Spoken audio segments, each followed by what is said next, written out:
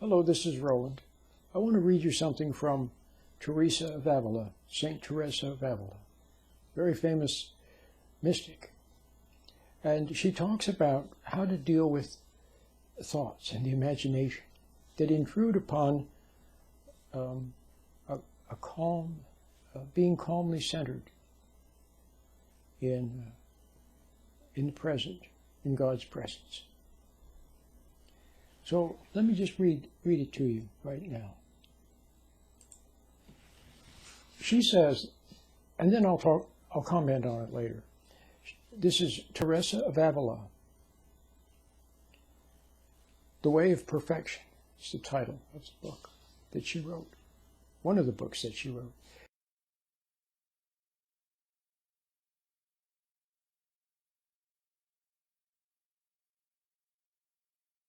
Well, as I say, the soul is conscious of having reached this state of prayer, which is a quiet, deep, and peaceful happiness of the will, without being able to decide precisely what it is, although it can clearly see how it differs from the happiness of the world.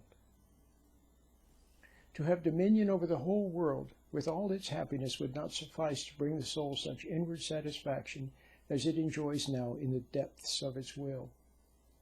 For other kinds of happiness in life, it seems to me touch only the outward part of the will. When one of you finds herself in this sublime state of prayer, which, as I have already said, is most markedly supernatural, and the understanding, or to put it more clearly, the thought, wanders off after the most ridiculous things in the world, she should laugh at it and treat it as a silly thing that it is, and remain in her state of quiet. For thoughts will come and go, but the will is mistress and all-powerful, and will recall them without your having to trouble about it. But if you try to drag the understanding back by force, you lose your power over it, which comes from your taking and receiving that divine sustenance, and neither will nor understanding will gain, but both will be losers. So this is very important. I have often said that what is good is to stand back from thought, so you're not lost in thought. See, most people spend most of their time lost in daydreams, thinking about the past, worrying about the future, planning, scheming, worrying, daydreaming. But when the soul is immersed in those dreams and those daydreams and those thoughts and that planning and scheming and concentrating and studying, when you're immersed in that world of thought, you have been pulled away from your center. Let me say that again. When you are immersed in thought, which most of us are most of the time, when you're immersed in thought and feelings and imagination and so on, and worry and planning and goal setting and studying, you have been pulled away from your center. In your center, when the soul is in its center, it partakes of God's light, and it surveys everything in God's light. It sees things for what they are. Okay? And as such, it is not only safe, but it has power. And the power is from God, from the light, from being in its center, from not responding to temptation, for not going along with, giving into, falling into, floating away with temptation. You see how I say that? So first temptation is on the outside, and then it's on the inside. Isn't it? So either way, it's temptation. Whatever it is, it wants to pull you along with it.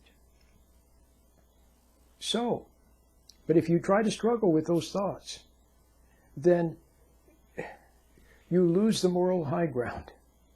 And you fall into them, and now it's like you're mud wrestling with the thoughts, okay? You've heard that old term, mud wrestling? You don't want to lose that being centered. You don't want to lose the moral high ground. So there's great wisdom in simply not reacting, not responding. And what those thoughts want you to do is to give in to them and float away with them.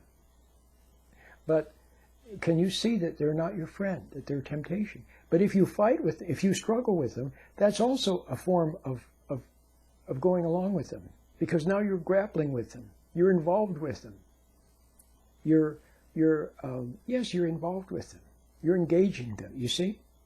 So the secret is just to stand back and watch them. Let them flow past.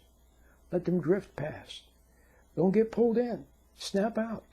And if you get pulled in a little bit, then snap out. If you get pulled in a little bit, snap out. And you will be able to, as long as your soul is in its center, observing objectively. It's called getting the big picture. Okay? It's like if you're talking to someone and you see they're trying to start an argument. See, you might even fall into it a little bit, but then all of a sudden you take a mental step back and you realize what's happening, and see, now you're no longer involved. So listen again to Teresa, what she says. It's so good. When one of you finds herself in this sublime state of prayer, which, as I have already said, is most markedly supernatural, and the understanding, or to put it more clearly, the thought, those are her words. In parentheses, she says, or to put it more clearly, thought, okay, wanders off after the most ridiculous things in the world. She, in other words, the soul, she should laugh at it and treat it as the silly thing it is, and remain in her state of quiet.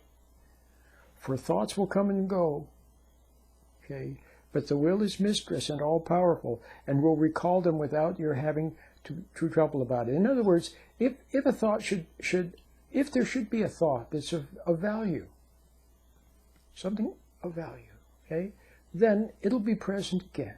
In the light, you will see that it's of value. It'll be back, okay? If it's important. If it's not important, then it won't, which is good, okay? And the other thing is the soul has power, but the soul only has power as long as it's attached to God's light, as long as it's in God's light, still in God's light, and looking to God's light. In other words, looking to intuition. Always checking with conscience. It's another word for intuition. Okay? As long as the soul is there, it has power, but it's not its power. It's power from God. To see clearly, to discern what not to get involved with. Okay? But, Teresa says, if you try to drag the understanding back by force, you lose your power over it, because what's happening, it's like jujitsu. You see what I mean? It tempts you to grapple with it, and then it uses your force against you and trips you up. See? Is what it's doing. So what you need to do is not to grapple with it. Stand back. Okay?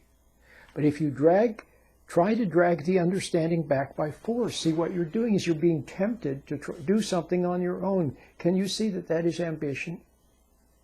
See, you're being tempted to step away from God's light and being content with God's light and God's intuition and that power, see, to observe.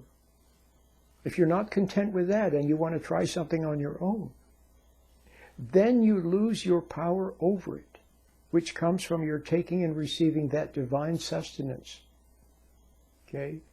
So this is very good. This is from Teresa of Avila, explaining what is meant by the prayer of quiet. It's very beautiful, very, very, very excellent advice from Teresa of Avila.